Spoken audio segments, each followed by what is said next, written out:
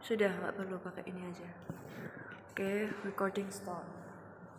Sini, Cik.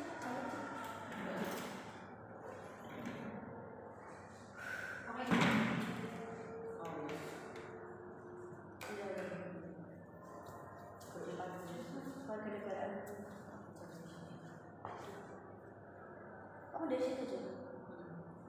Keluarga-negaraan kita mana? Hah? Keluarga-negaraan. Kalau cawe. Ayo itu sing 23 Bang. Ya. Bukan. Ya. Saya kelompok kita sendiri. Oh, ini.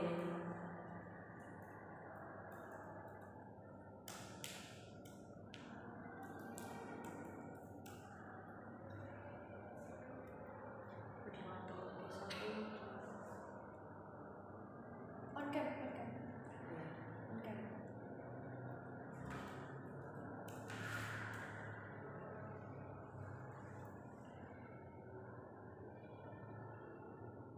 Alright, it sounds great.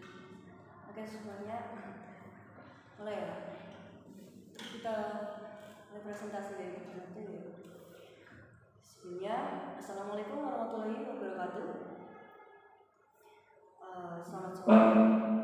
Ya, selamat sore halo semuanya. Kenalkan kami dari kelompok 1. Izinkan kami hari ini untuk mempresentasikan apa yang telah kita diskusikan di topik kedua. Hari ini kita akan membawakan topik kedua yang berjudul konsep nasionalisme dan implementasinya sebagai identitas nasional Indonesia.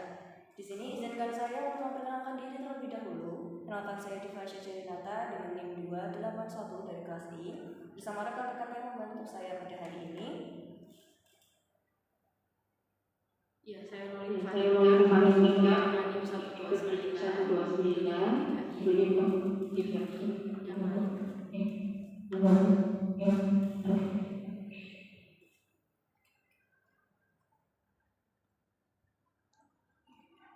Keras ya.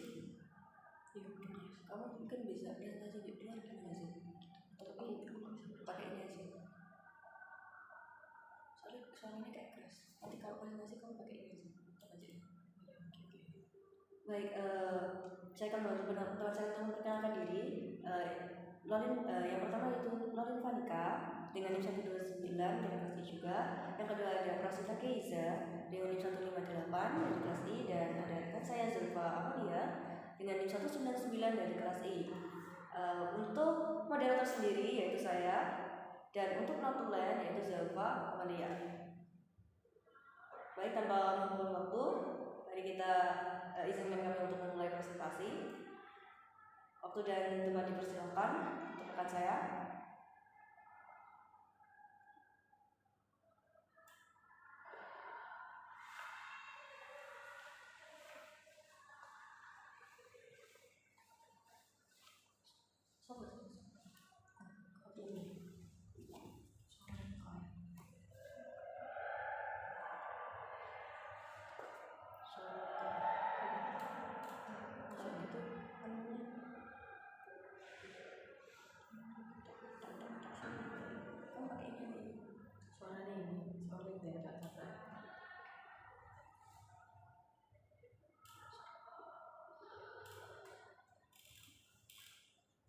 Ya, oke, mari kita mulai. Yang pertama itu adalah konsep identitas dan nasionalisme. Nah, di sini tuh terbagi 3 konsep identitas. Yang pertama, identitas sebagai subjek pencerahan atau enlightenment subject. Jadi, manusia itu adalah individu yang memiliki kapasitas rasional, kesadaran, dan kemampuan bertindak.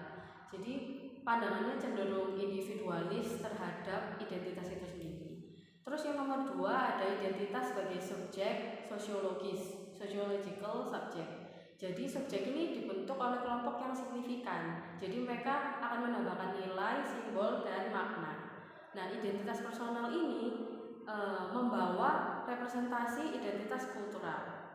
Tapi konsekuensinya identitas menjadi plural karena kita sebagai individu itu membawa identitas kultural dari kelompok kita gitu. Dan jadi ini bisa terjadi shifting identities. Terus yang ketiga ada identitas sebagai subjek postmodern.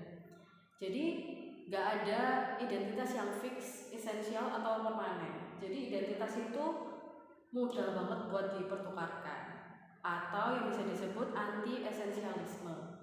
Terus identitas itu bagian dari historis, bukan biologis. Identitas itu kayak narasi kita tentang diri kita sendiri gitu loh. Jadi pandangan kita sendiri terhadap diri kita.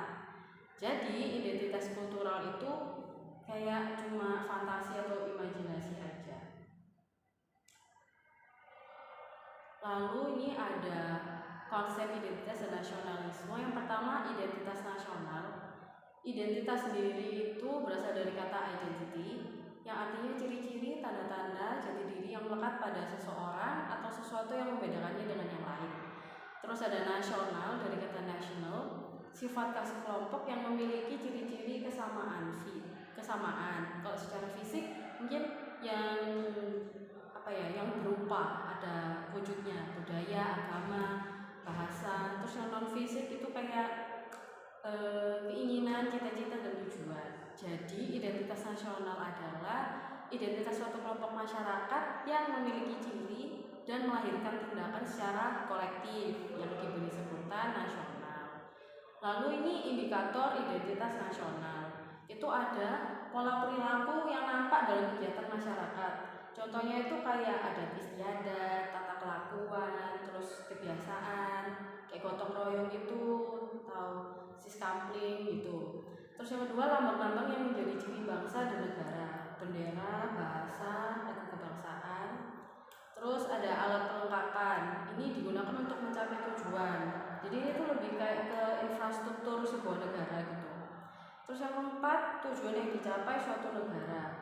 Jadi negara ini mau mengunggulkan budaya atau prestasi di bidang tertentu. Terus selanjutnya ada unsur pembentuk identitas nasional. Yang pertama dari sejarah ya, dari pertama kali bagaimana negara itu bisa tercapai. Lalu kedua kebudayaan, ini ada akal budi, peradaban yaitu Ipol Exoshan, terus pengetahuan. Yang tiga budaya unggul, selanjutnya suku bangsa. Suku bangsa itu beragam atau majemuk. Terus ada agama, yang di Indonesia sendiri kita ada 5 agama, 6 multi agama. Terus juga bahasa. Lalu selanjutnya ada perspektif nasionalisme. Di sini ada 4 perspektif dari masing-masing ahlinya yang tertera di PPT, bisa dibaca sendiri. Oke, langsung ke pembentukan narasi identitas bangsa. Jadi menurut Stuart Hall sendiri membagi dalam 5 elemen. Yang pertama narasi kebangsaan. Ini tuh dituturkan dalam sejarah nasional, karya sastra, media, dan kebudayaan.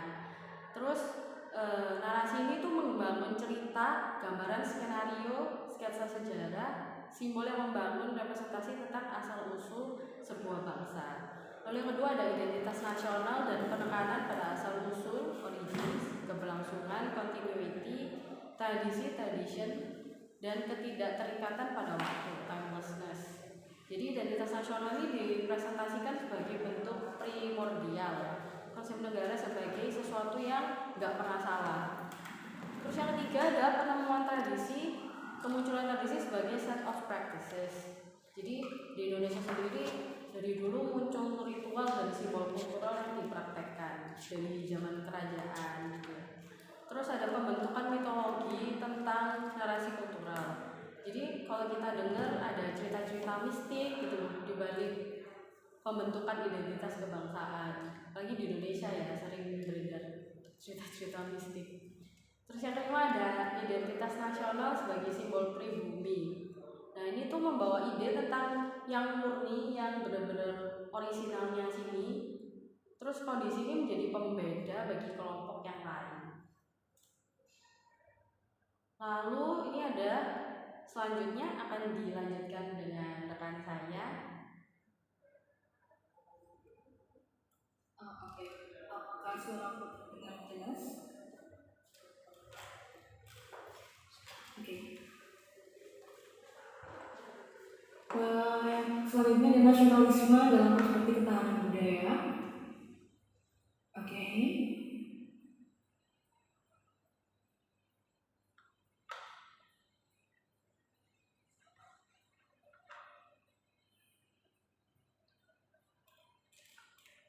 Bisa di slide show atau oke.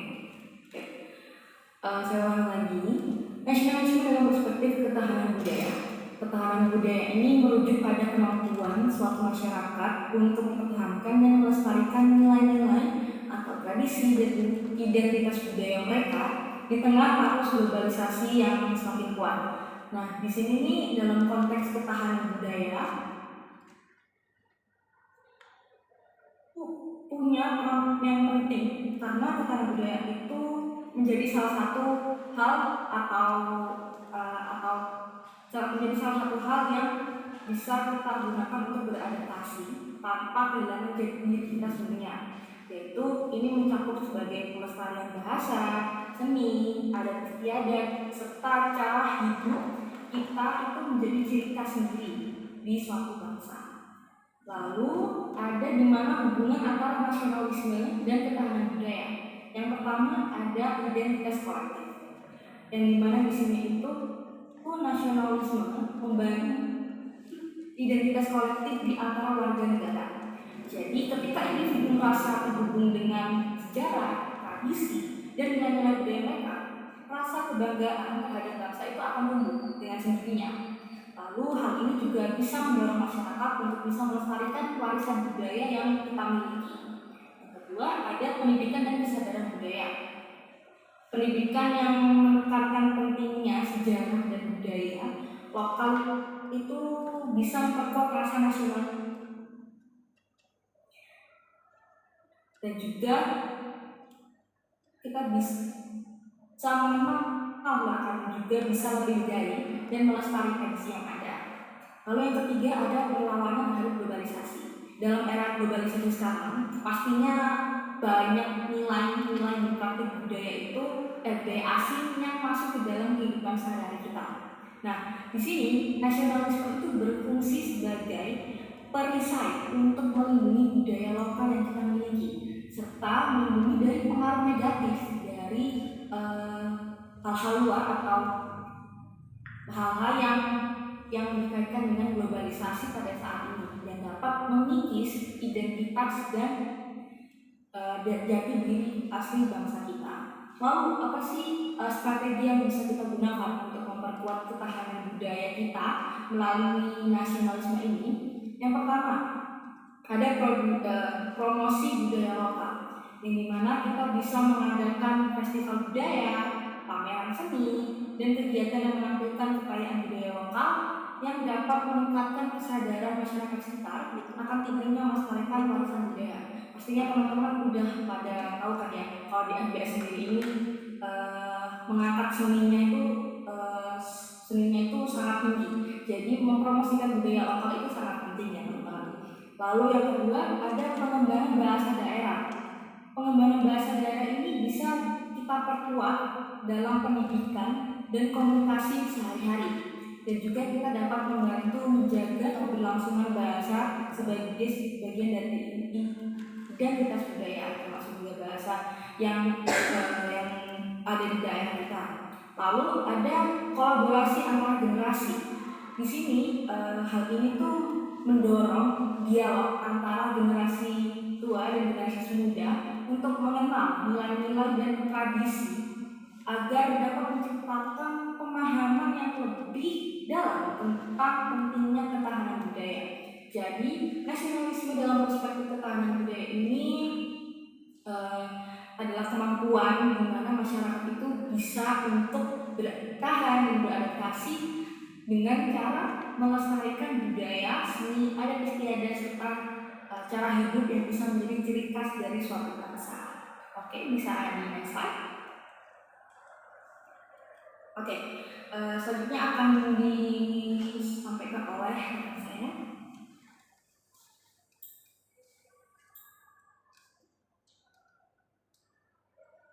Yang selanjutnya ada nasionalisme dalam perspektif demografis.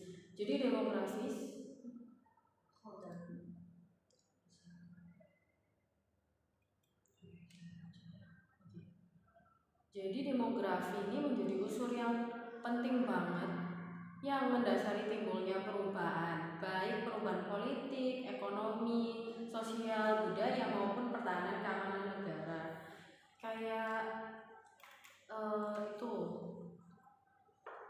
kayak batas-batas negara gitu, batas laut, batas darat itu kan juga mempengaruhi juga ya perubahan politik, ekonomi dan lain-lainnya. Terus demografi ini merupakan faktor pendorong bagi timbulnya mobilitas dan migrasi manusia baik pada tingkat lokal, nasional, regional maupun internasional. Lalu demografi sendiri ini juga faktor penentu bagi kuat lemahnya nasionalisme dan rasa kebangsaan berdasar etnis terhadap negaranya. Selanjutnya, Baik, selanjutnya akan disampaikan oleh saya sendiri. Yang ketiga yaitu nasionalisme dalam perspektif politik. Apa itu nasionalisme dalam perspektif politik? Nasionalisme dalam perspektif politik adalah ideologi yang menekankan identitas, kesatuan, dan kedaulatan bangsa. Konsep ini mengedepankan loyalitas individu terhadap negara atau bangsa, biasanya terkait dengan tujuan-tujuan politik seperti kemerdekaan, persatuan, kedaulatan nasional. Yang selanjutnya,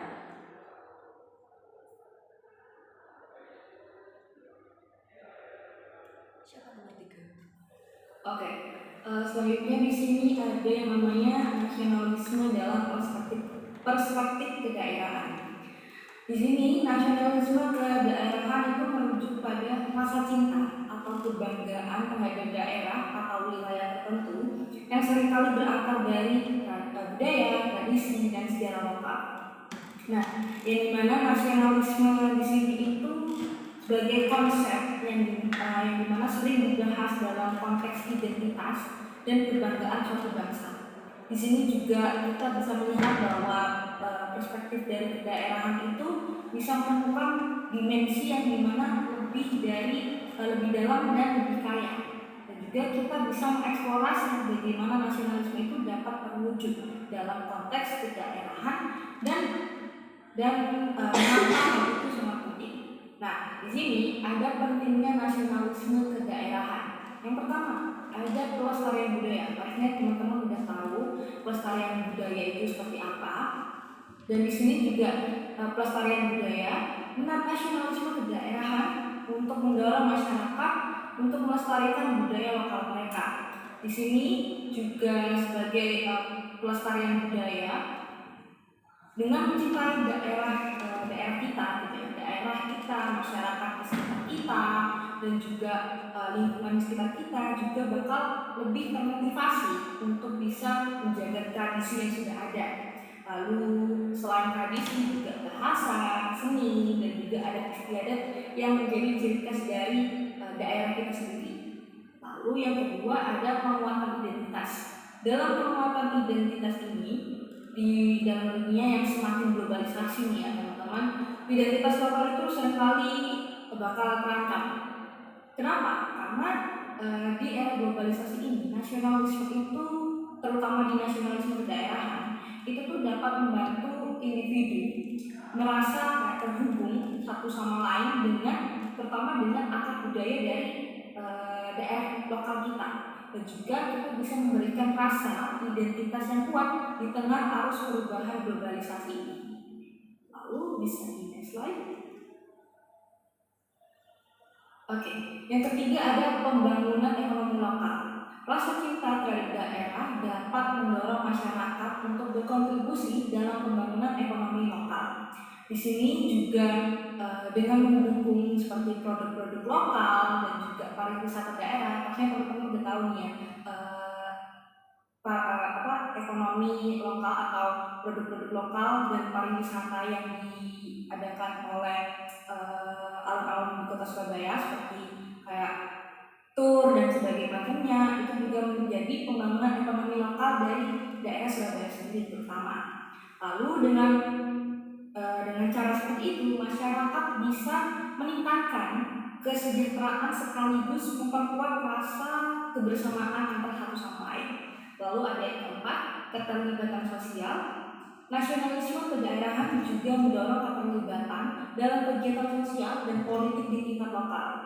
Nah, di sini itu masyarakat yang memiliki rasa nasionalisme kedaerahan itu cenderung lebih aktif dalam memperjuangkan hak-hak daerah mereka dan juga berpartisipasi dalam pengambilan keputusan. Jadi mengapa nasionalisme di kedaerahan itu penting? Karena 4 poin itu tadi. Lalu contohnya gimana sih? Contohnya ada festival budaya. Kalau teman-teman udah tahu festival budaya ada di Surabaya itu seperti apa. Lalu ada pendidikan lokal dan juga ada komunitas kreatif. Nah, festival budaya, kita balik ke festival budaya.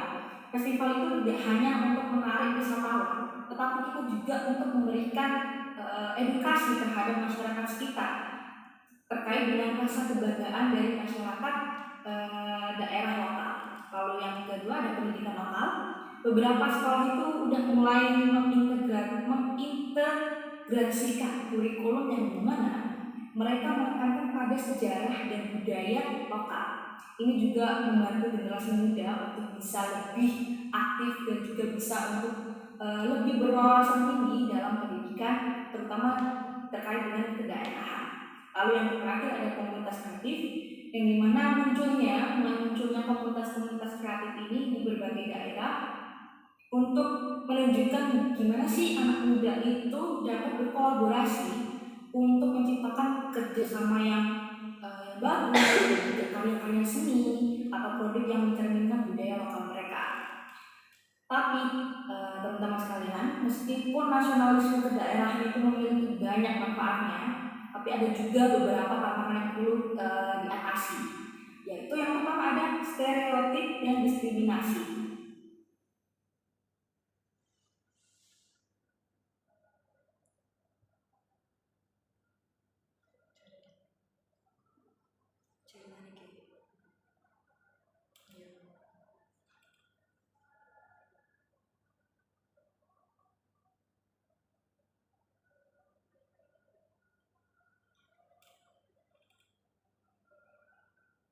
Sepertinya rekan saya Keiza terputus ya jaringannya. Untuk mempersingkat waktu kita bisa ke slide selanjutnya. Baik, silakan rekan saya. Oke. Nasionalisme dalam berbagai perspektif.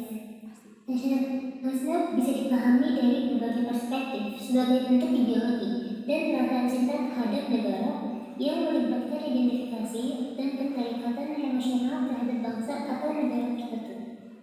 Seperti dalam perspektif politik, nasionalisme seringkali berkaitan dengan dorongan atau kemerdekaan atau kedaulatan nasional. Atau dari sudut pandang sosial, nasionalisme dapat menciptakan rasa persatuan dan identitas bersama di antara anggota suatu bangsa, mendukung nilai budaya dan sejarah yang membentuk jati diri kolektif. Namun di sisi lain, dalam perspektif budaya, nasionalisme mempromosikan kekayaan warisan budaya dan tradisi lokal sebagai bagian penting dari identitas nasional. Bisa dilanjut?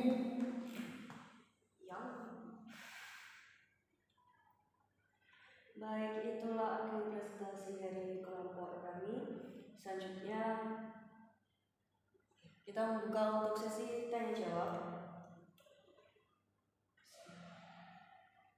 Yang ingin bertanya sendiri, yang berkenan untuk bertanya sebelum raise hand.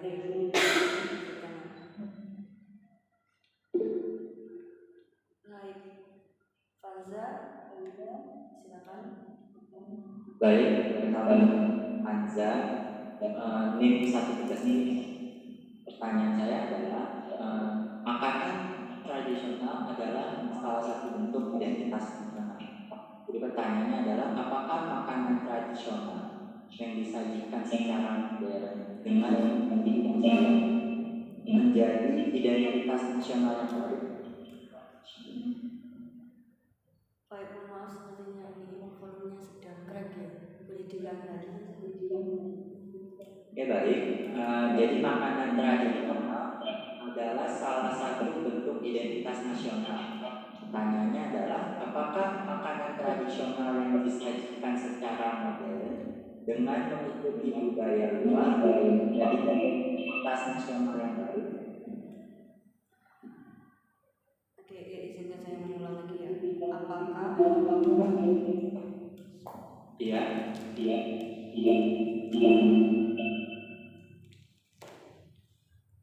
Oke, baik. tradisional yang disajikan secara modern disajikan secara tradisional yang disajikan secara modern. Lanjut, bisa dilanjutkan. Oke, dengan mengikuti budaya luar Dengan mengikuti budaya luar menjadi identitas nasional yang baru. menjadi identitas Nasional yang baru. nasional yang baik, Baru. yang baru, Ya. yang baru. Oke Manza, terima kasih. Kita akan tahan dulu pertanyaannya. Kita mau open berapa pertanyaan? Oke, untuk sekarang kita limit 3 pertanyaan ya. Untuk yang lain bisa untuk bertanya. Baik Ivan, silakan.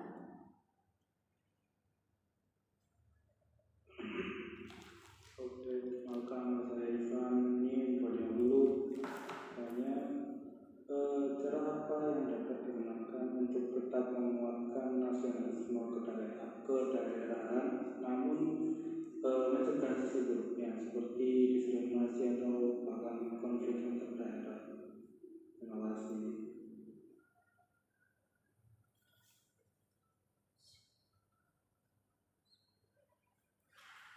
Kedaerahan. Baik, Ivan izin untuk mengulang pertanyaannya ya. Intinya adalah cara apa yang dapat digunakan untuk memperkuat nasionalisme kedaerahan? Apakah seperti itu? Ya, tapi kan untuk pertama dengan mencegah sisi buruknya juga. Jadi kan seperti belum teman kalian bilang itu ada sisi buruknya seperti diskriminasi atau mencegah atau konflik antar daerah. Jadi tetap mencegah dan menguatkan. Ini sebutkan.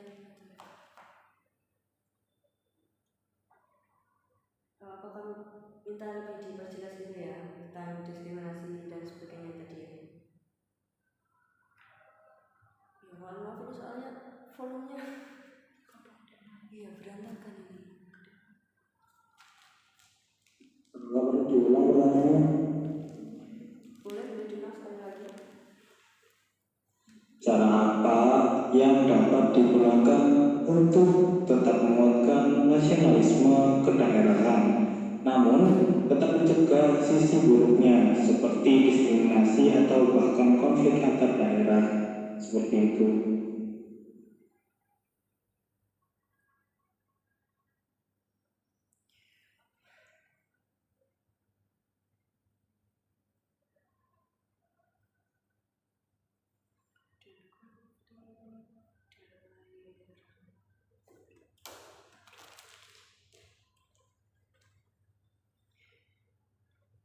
Oke baik, terima kasih atas pertanyaannya, sudah cukup jelas.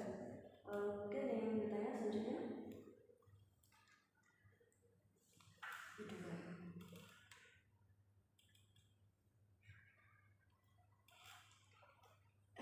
Mama keluar. Aku soalnya mikrofon kok buka. Nanti sarung mantu deh aku. Sorry. Iya. Ya baik, sebenarnya belum ada pertanyaan ya. Izinkan kelompok kami untuk berdiskusi menjawab pertanyaan yang sudah diberikan selagi menunggu pertanyaan selanjutnya. Oke. Yuk jawab di grup ya. Pertama kan apakah makanan tradisional bisa disajikan modern akan mengubah identitas nasional menjadi identitas baru? Cek aku kelihatan, aku buka WA. Ini kelihatan WA. Aku buka WA sana. Nggak kelihatan kan? Enggak. Nah ini saya diskusi di sini.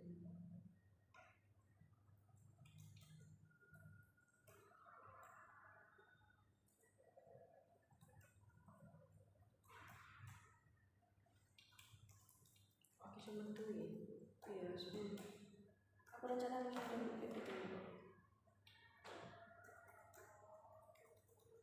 Saya aku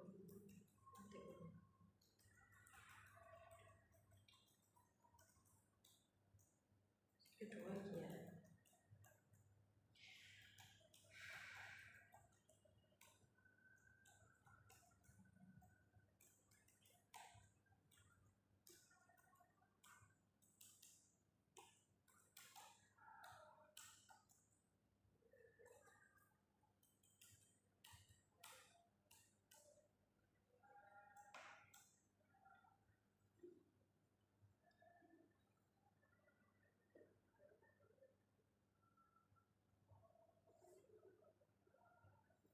Sisi buruknya seperti diskriminasi, Ya, kalau tradisional secara nasional, kita budaya luar menjadi identitas nasional. Enggak sih, itu modifikasi tok Mas. Itu kolaborasi antar budaya, tapi nggak jadi identitas yang baru. Identitas baru ini tetap yang tradisional itu. jadi terbaik kan, soalnya itu tradisional. Tetap baik. Disajikan secara modern agar mengikuti perkembangan zaman. Untuk menyesuaikan ya.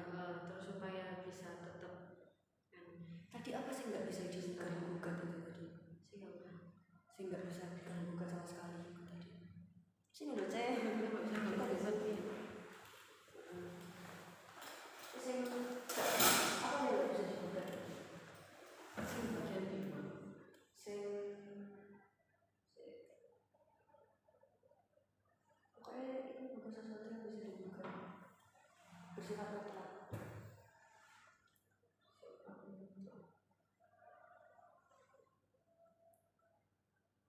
Bisa sebagai sebuah pribumi, kebetulan tradisi sangat praktis. Ada sesuatu yang Sebagai simbol identitas sebagai simbol pribumi. Bahwa ide tentang yang simbol pribumi untuk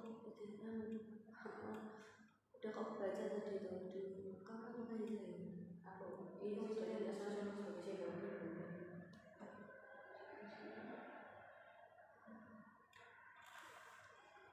Iya, yang murni.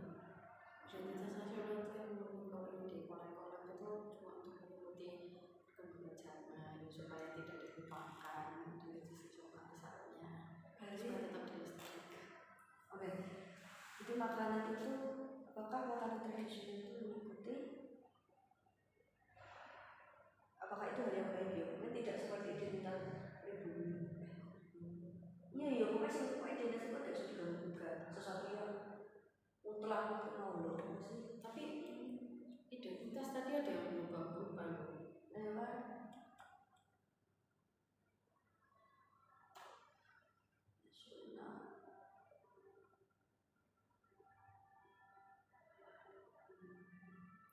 Mungkin makanan tradisionalnya tetap itu, tapi kayak cuma cara pensajiannya doang. Itu enggak menjadi identitas nasional. Kamu isu itu Ya, kamu bayar.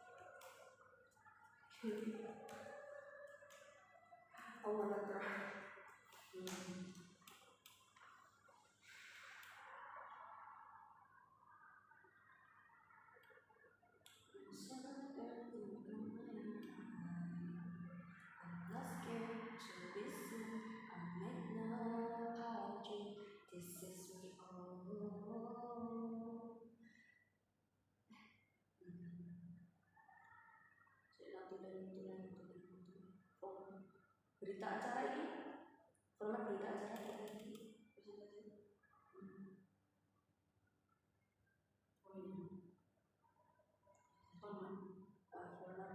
Ini untuk notulennya.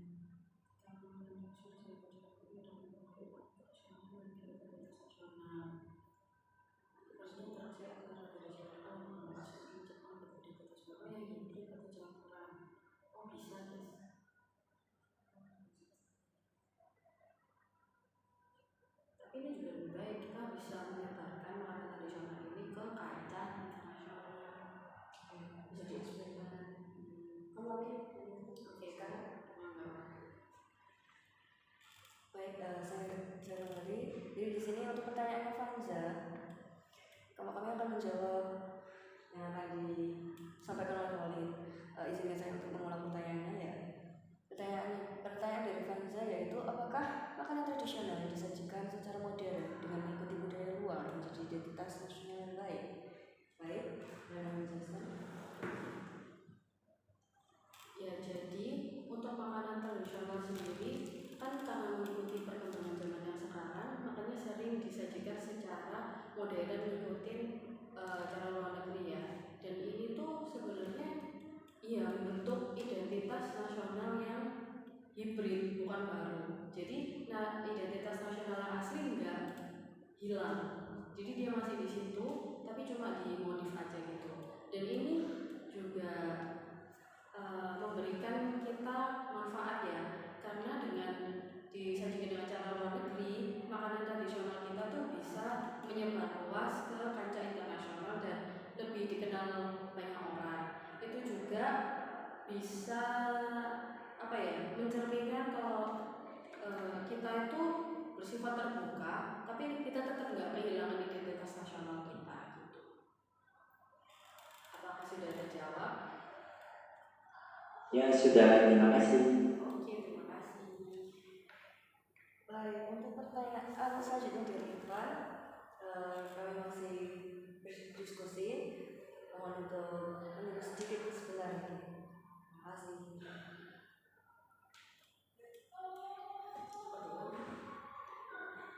Kedua gimana?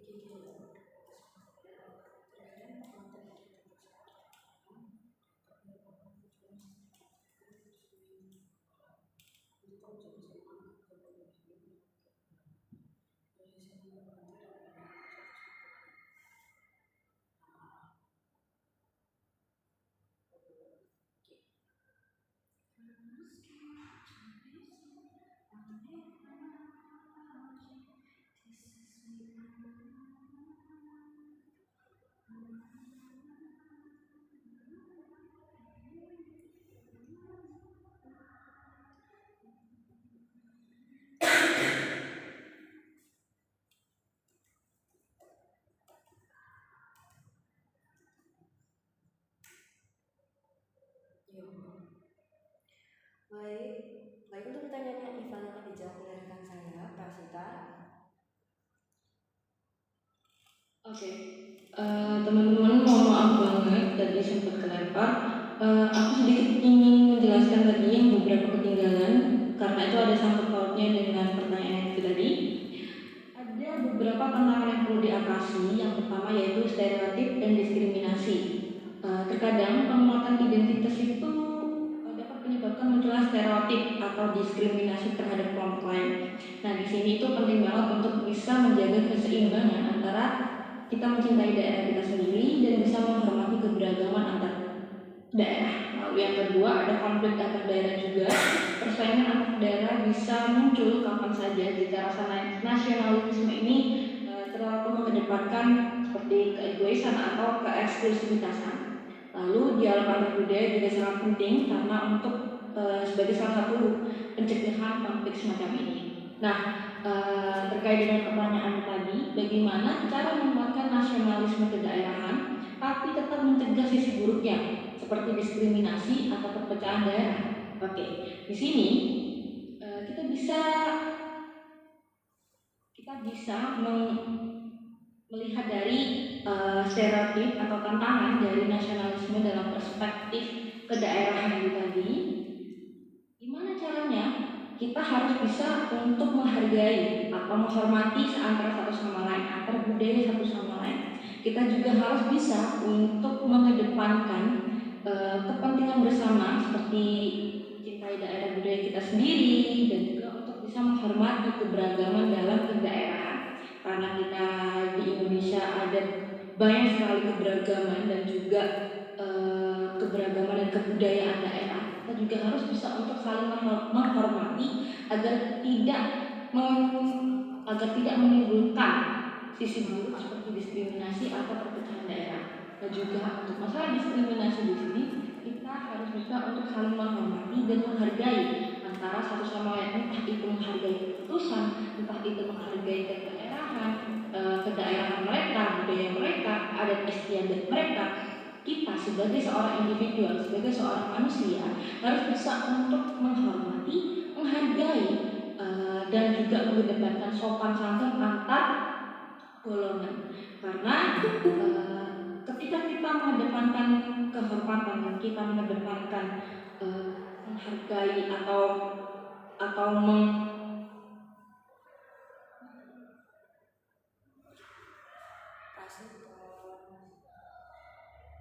menghargai keputusan orang lain dan kebudayaan orang lain, itu bisa menjadi salah satu poin kita untuk bisa mencegah perpecahan daerah dari daerah diri kita sendiri. Nah, itu bisa menguatkan nasionalisme kedaerahan kita dan juga akan ada sangkut pautnya dengan nasionalisme kebudayaan juga. Nah, dari situlah kita bisa menguatkan rasa nasionalisme kedaerahan kita. Apakah dari sini sudah bisa menjawab pertanyaannya?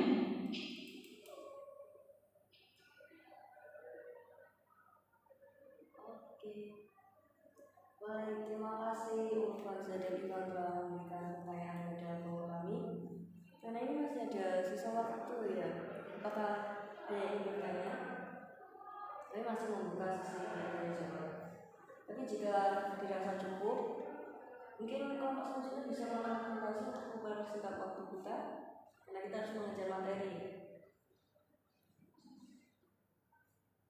Dimana teman-teman jika setuju maka kelompok kami akan mengakhiri presentasi pada sesi ini. Oke. Baik, tapi sebelum itu saya ingin izin untuk presentasinya. Dan izin untuk screenshot anggota yang datang pada hari ini ya, untuk sebagai bukti berapa jumlah yang hadir.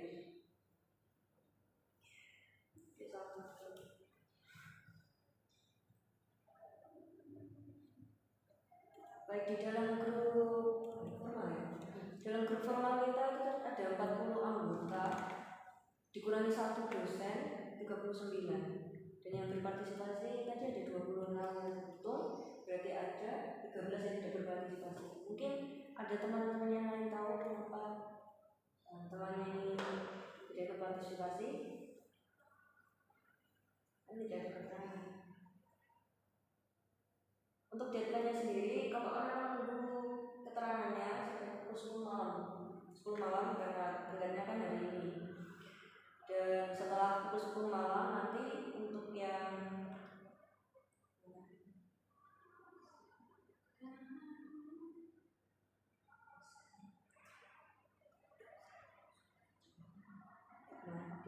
untuk yang format yang dulunya berikan ini ya.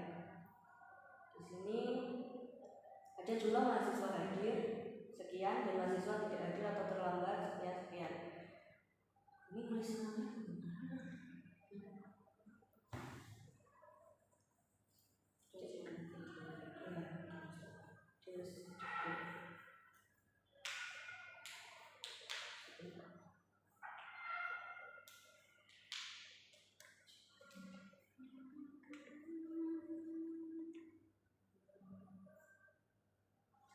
mahasiswa tidak hadir 13 nanti untuk keterangannya bisa menghubungi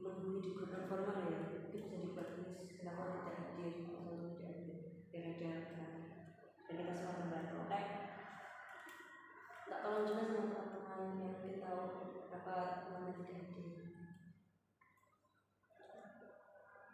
Thank you so much for presentation today. Kami dari kelompok 1 izin untuk menghadiri presentasi. Terima kasih atas partisipasi teman-teman. Link ini bisa dipakai untuk presentasi kelompok selanjutnya. Sekian dari kelompok 1. Dari kesalahan mohon maaf dan semoga harapannya informasi yang kita berikan dan diskusi-diskusi yang kita lakukan pada hari ini dapat berguna. Kami akhiri. Wassalamualaikum warahmatullahi wabarakatuh. Yeay.